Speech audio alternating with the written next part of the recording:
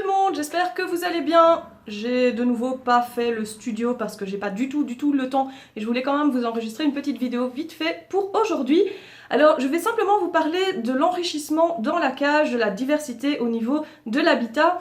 C'est quelque chose dont on parle beaucoup dans les vidéos Vos habitats où on commente vos habitats et je voulais vous faire un petit récap en fait pour ceux qui ne regardent pas ces vidéos là parce que ça les embête, parce que c'est long, ce que je peux parfaitement comprendre. Bref, j'espère, récap de comment vous pouvez enrichir un habitat pour votre hamster. Alors avant toute chose, ce qui me semble important de rappeler, c'est que l'enrichissement pour l'animal est vraiment important. C'est important pour tous les animaux, pour tous les êtres vivants.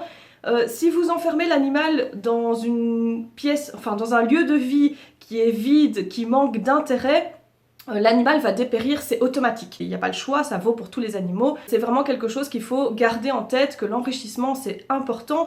Ça permet à l'animal de découvrir, ça permet de rester actif mentalement et donc ça permet de se développer correctement. Alors, ceci étant dit, quelle est la règle de base au niveau de l'enrichissement ? C'est qu'il faut diversifier mais pas encombrer. Donc c'est vraiment quelque chose que je vous rabâche régulièrement quand on fait les vidéos sur vos habitats. N'encombrez pas trop vos habitats. Le hamster n'est pas un animal qui va jouer au sens premier du terme comme le chien, le chat, etc. Parce que le hamster est une proie et que quand il est en dehors de son nid, la seule chose qu'il garde en tête constamment, c'est rester en vie. Donc naturellement, le hamster n'est pas un animal qui va jouer. Le hamster va découvrir, il va explorer, il va fouiner, il va creuser, etc. Mais il va pas jouer en soi. Encombrer l'habitat avec des jeux, avec des objets, c'est pas la chose à faire non plus. Alors il faut pas que ce soit vide, bien entendu, mais il faut pas en mettre de trop. Le but, c'est que le hamster, au niveau de la surface de son habitat, il ait de la place pour se défouler, pour se dépenser, pour aller de gauche à droite, etc. Qu'ils ne doivent pas chaque fois contourner, enjamber, grimper, creuser en dessous, au-dessus des obstacles. C'est pas le but non plus. Globalement, au niveau accessoires d'enrichissement, il n'en faut pas beaucoup. Vous avez besoin d'au moins une ou deux cachettes, ça c'est sûr. Vous avez besoin de la roue, ça c'est obligatoire. En dehors de ça, c'est pas nécessaire d'en mettre. Vous pouvez en mettre, mais c'est pas nécessaire. Les tunnels ne sont pas obligatoires. Sachant qu'en plus, ça encombre généralement en dessous de la surface du sol, là où le hamster devrait creuser. Donc si vous faites les galeries à sa place, il n'a plus de raison de les faire. S'il ne les fait pas, ben, ça lui fait un enrichissement en moins en fait. Donc tout ce qui est tuyaux, etc., pour moi, c'est absolument pas nécessaire. Vous pouvez les mettre dans le parc et ça aura beaucoup plus d'attrait dans un parc par exemple que dans la cage. Tout ce qui est jeux en bois, les bacs à creuser, les espèces d'escaliers en bois, etc. Vous pouvez toujours en mettre un si vous avez la place. Personnellement, j'en mettrai pas beaucoup plus, sauf si vous avez vraiment un très grand habitat. Si vous êtes à 6000, 7000 cm², à ce moment-là, vous pouvez vous permettre d'avoir de la place pour le hamster et de la place pour les enrichissements accessoires. Mais vraiment, c'est dans une cage classique, une Alaska, une bean cage, etc., où il n'y a pas beaucoup de place, pour moi, c'est vraiment pas nécessaire du tout. Tout ce qui est branches, écorces, troncs en liège, etc., c'est un peu pareil. Il faut faire une espèce de milieu parce que ça c'est vraiment intéressant pour le hamster, mais c'est un milieu entre, il faut pas que ce soit encombré. Donc si vous voulez mettre par exemple un pied de vigne, qui prend en général assez bien de place, laissez tomber par exemple la troisième cachette que vous aviez prévue. Voyez pour qu'il reste quand même de la place au niveau du sol de l'habitat. Alors, quels sont les enrichissements les plus importants pour le hamster ? C'est tout ce qui va se passer à la surface et sous la surface. Donc le hamster, sa nature, c'est de creuser. Il fait des terriers. Les terriers, chez le hamster syrien, par exemple, ça fait parfois plus de 2-3 mètres de profondeur, donc c'est vraiment énorme.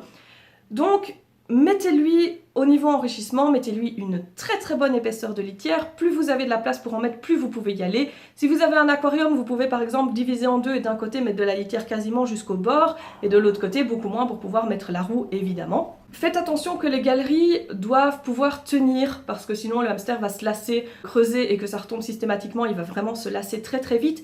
Et donc pensez à mettre quelque chose pour que les galeries tiennent. Alors vous avez l'option de mettre des copeaux de bouleau de chez Rodipet par exemple qui tiennent très bien les galeries. Si c'est un peu trop cher ou un peu trop compliqué à commander régulièrement, vous pouvez mélanger ces copeaux-là à du lin ou du chanvre. Si vous n'avez pas la possibilité de prendre ça, vous pouvez mélanger du foin au chanvre et au lin, ça permettra vraiment que les galeries tiennent correctement. Si vous utilisez du chanvre et du lin comme litière principale, il faut faire des couches, donc vous mettez 10 cm de lin, 5 cm de foin, 10 cm de lin, etc. Autre chose importante, on en a déjà parlé, c'est tout ce qui est surlitière, tout ce que vous éparpillez à la surface de l'habitat. Alors ça ne doit pas être forcément de la surlitière comme ce que je mets dans les vidéos, là vous avez vraiment une surlitière qui est hyper complète. c'est pas nécessaire. Vous pouvez éparpiller votre foin par exemple à la surface de l'habitat sans aucun problème. Ça lui fait déjà une sorte de surlitière, il va déjà s'amuser à trier les brins qui sont intéressants pour son nid, les brins qui sont intéressants à manger, etc. Après, si vous avez la possibilité de lui mettre une vraie surlitière bien variée, c'est encore mieux. Ça va vraiment lui permettre de fouiner, de gratter, de découvrir, etc. Alors, tous les hamsters ne font pas la même chose avec la surlitière, vous avez vraiment des trucs super différents. Alors, la femelle que je vous ai montrée, qui est dans la cage Barnet par exemple, vous aviez vu, elle avait une épaisseur de surlitière pas possible. 2 semaines après, il ne restait rien de cette surlitière. Elle a mangé les 3/4 et elle a gardé le reste pour faire son nid bien douillet dans un coin. Mais bref, la cage est clean et il ne restait plus que de la litière au-dessus, donc c'était vraiment excellent. Alors que par exemple celle qui est dans la Falco, que je vous ai aussi montré sur une des vidéos, qui avait énormément de surlitière, une très grosse épaisseur de litière, elle a mangé un petit peu, elle a utilisé un petit peu pour son nid, et en fait étant donné qu'elle creuse énormément, eh bien elle a brassé en fait les copeaux avec la surlitière, et donc on a maintenant un mélange entre les deux. On a vraiment la surlitière qui est mélangée aux copeaux, et qui sont dans ses nids, ses galeries, etc.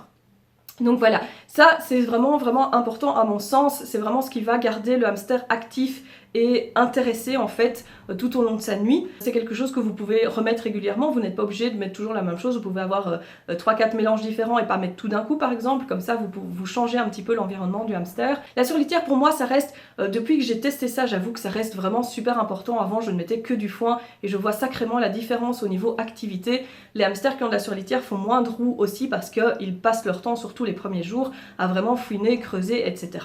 Évidemment, dans cette surlitière, vous pouvez aussi mettre tout ce qui est branchage, feuillage, etc. Ça, je vous en ai parlé dans la vidéo sur les surlitières. C'est des choses toujours à ne pas mettre en hauteur, bien entendu, vous mettez ça à la surface, mais c'est aussi des choses qui vont ajouter un plus pour le hamster, il va pouvoir grignoter le bois, etc. Enfin, dernière chose, j'en parle aussi régulièrement, n'oubliez pas que vous pouvez étaler son mélange sur la litière ou sous la litière, vous pouvez carrément faire une tranchée et refermer la litière au-dessus du mélange, ça va l'inciter déjà à creuser. Ça va lui faire chercher sa nourriture, ça c'est une activité qui est vraiment très saine et qui est très proche de l'activité naturelle du hamster. C'est valable pour quasiment tous les hamsters, vous mettez à volonté si vous avez un mélange qui est adapté, il n'y a aucune raison si vous n'en mettez pas trop souvent, donc il ne faut pas mettre tous les jours bien entendu, mais vous pouvez en mettre tous les 3 jours sans aucun problème, quasiment à volonté. Vous mettez une bonne grosse poignée tous les 2-3 jours, vous vérifiez de toute façon une fois par semaine quand vous faites la cage vite fait, vous vérifiez les réserves du hamster quand même et vous voyez si vraiment il a des grosses réserves, vous baissez un petit peu la quantité que vous donnez et comme ça vous êtes sûr qu'il n'y a pas de carence. Je vois beaucoup de gens qui nous disent oui mais alors comment est-ce qu'on sait s'il a assez à manger ou s'il n'a pas assez à manger?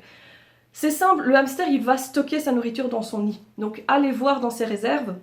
Sans tout détruire, allez voir, vous allez voir s'il y en a beaucoup, s'il y en a très peu, faites attention qu'il y a des coques vides aussi de graines, donc ne confondez pas les deux. Tant que vous donnez régulièrement, vous donnez tous les 2-3 jours, il n'y a aucun souci et vous donnez, je vous dis, vous donnez une poignée tous les 2-3 jours, les hamsters se régulent et mangent correctement. Le premier jour ils mangent ce qu'ils adorent, le deuxième jour ils mangent ce qu'ils aiment un peu moins, et le troisième jour ils mangent ce qu'ils n'aiment pas du tout, mais qui reste dans le mélange.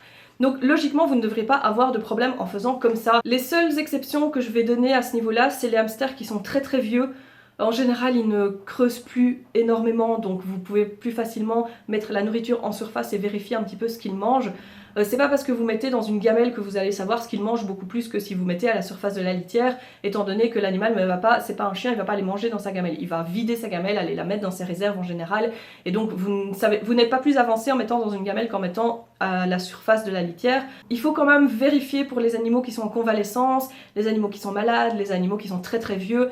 Ça, vérifiez quand même ce qu'il mange. Mais voilà, c'est vraiment des exceptions. Je veux dire, si votre hamster est en bonne santé et qu'il n'est pas hyper vieux, il n'y a pas de raison que vous ne puissiez pas enterrer sa nourriture dans le fond de la cage, lui laisser profiter de pouvoir creuser et découvrir sa nourriture tout seul. Voilà, c'est tout pour aujourd'hui, c'était très court, je suis désolée, j'ai vraiment pas le temps de vous faire plus que ça.